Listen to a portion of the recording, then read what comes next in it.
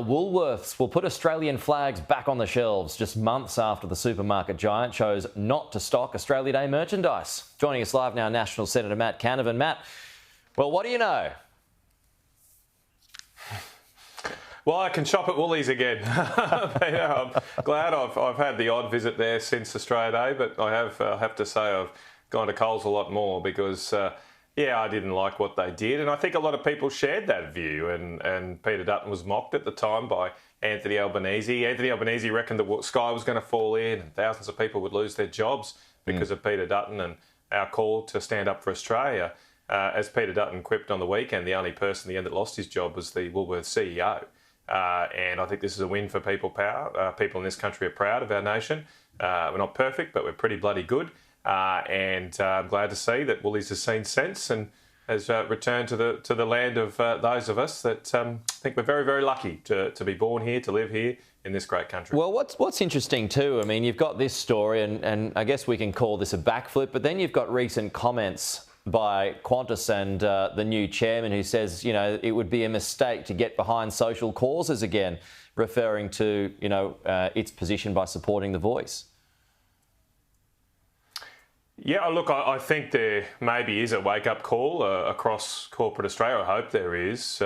I've never been against businesses having their own views on issues, but it is a question of how they go about it and use shareholder money to do so.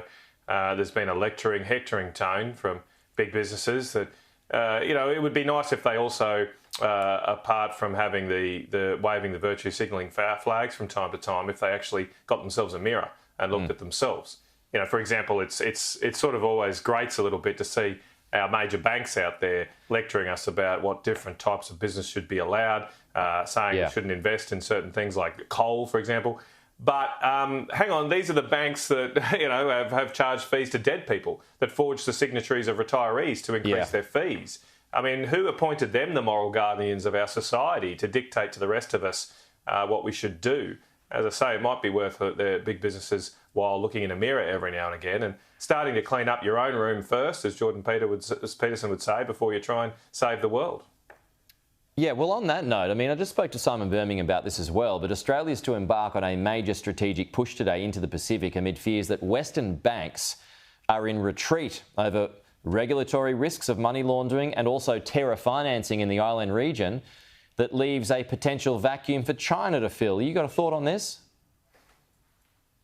Well, look, I think the government has to get involved here, and this is an area where I will have some sympathy with the commercial businesses of our banks. I mean, they can't be expected to bear on their balance sheets our entire national security interests. And there probably is some elevated risks in operating in these areas. Of course, the Chinese banks that are operating in these areas aren't acting from a commercial basis and are state-owned entities responding to state-owned directions. So I do think there is a role here for the government to get more involved. The former Morrison government put aside funding, a private fund to help fund infrastructure through the Pacific Islands, and maybe there is a role here for more of a direct public-private partnership between government finance arms and our private banks so that we maintain our links in this very important region in the world. And I think it's an area where they would like to be partners with Australia.